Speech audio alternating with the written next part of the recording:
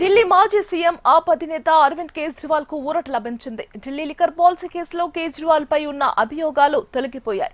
కేజ్రీవాల్ తో పాటు మాజీ డిప్యూటీ సీఎం మనీష్ సిసోడియా, తెలంగాణ జాగృతి అధ్యక్షురాలు కవితపై మోపిన అభియోగాలను కోర్టు కొట్టివేసింది. ఢిల్లీ లిక్కర్ పాలసీలో అవకతవకలు చోటు చేసుకున్నాయని కేజ్రీవాల్ తో పాటు పలువురు నేతలపై కేసు నమోదయ్యాయి. మద్యం పాలసీలో వీరు ఎలాంటి నేరపూరిత కుట్ర పునలేదని కోర్టు తీర్పు ఇచ్చింది. వారిపై ఉన్న అభియోగాలను నిరూపించడంలో సిబిఐ విఫలమైందని కోర్టు తెలిపింది.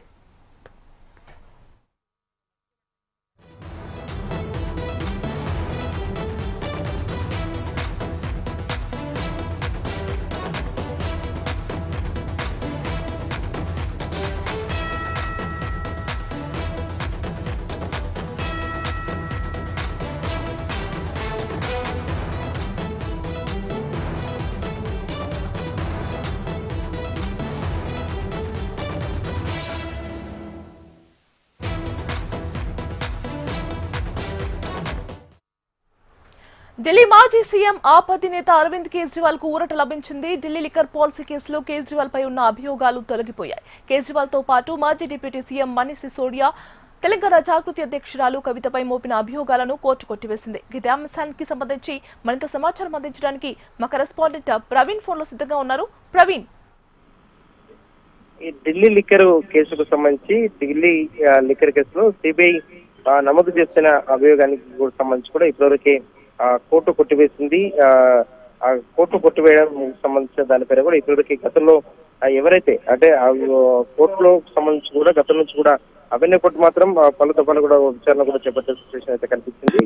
కానీ తాజాగా ఇవాళ విచారణ ఉన్న నేపథ్యంలో మాత్రం ఢిల్లీ లిక్కర్ కేసులో క్లీన్ చిట్ ఇస్తూ కూడా ఏవైనా కోర్టు కూడా ఇప్పటివరకే ప్రకటన కూడా చేస్తుందని చెప్పవచ్చు.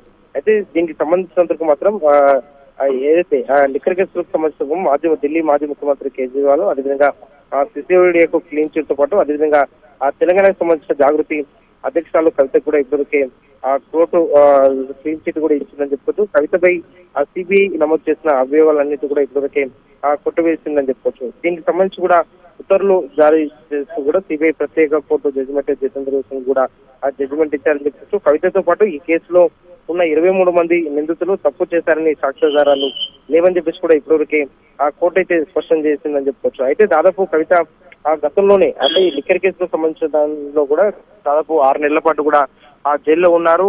తిహార్ జైలులో కూడా కవిత గతంలో ఉన్న సిచ్యువేషన్ అయితే కనిపించిందని చెప్పొచ్చు. తాజాగా కూడా తనకు సంబంధించినంత వరకు మాత్రం ఎవరినే కోర్టు ఇప్పటివరకే కేసును కూడా కొట్టివేసిన నేపథ్యంలో కాలసభలోనే కవిత కూడా స్పందించబోతున్నారని చెప్పొచ్చు. కవిత స్పందించే ఆ సమయంలో మాత్రం ఏ విధంగా ప్రసంగించబోతున్నారు అనే దానిపైన కూడా ఇప్పటివరకే ఒక ఆసక్తి చెప్పొచ్చు. గతంలో దాదాపు 6 నెలల పాటు కూడా కవిత తిహార్ జైల్లో ఉన్నారు. లిక్కర్ కేసుకు సంబంధించిన దానిపైన లిక్కర్ కేసులో కూడా కవిత జైల్లో ఉన్న సిచ్యువేషన్ అయితే కనిపించింది. కానీ ఇవాళ కోర్టులో మాత్రం ఊరట లభించిందని చెప్తూ కవిత ఏ విధంగా స్పందించబోతుంది ఈ అంశంపైన దానిపైన కూడా ఒక క్లారిటీ అయితే రావాల్సిందని చెప్తూ కాసేపట్లోనే బీఆర్కే భవన్ వద్దకు కవిత వెళ్తుంది. రైతులకు సంబంధించిన అంశంపైన కూడా రైతు కమిషన్ కూడా ఫిర్యాదు చేయడానికి వెళ్తారని చెప్పేసి కూడా ఇప్పటివరకే ప్రకటించిన నేపథ్యంలో మాత్రం 1 గంట కూడా కవిత ఈ అంశంపైన కూడా స్పందించబోతుందని చెప్పుకోవచ్చు. ఈ కేసుకు సంబంధించినంత వరకు మాత్రం మొత్తం 23 మంది సంబంధించి 23 మందికి కూడా ఇప్పటివరకే ఊరట లభించిందని చెప్పుకోవచ్చు. ఢిల్లీ మాజీ ముఖ్యమంత్రి అరవింద్ కేజ్రీవాల్ కావచ్చు, అదేవిధంగా సిసోడియా, అదేవిధంగా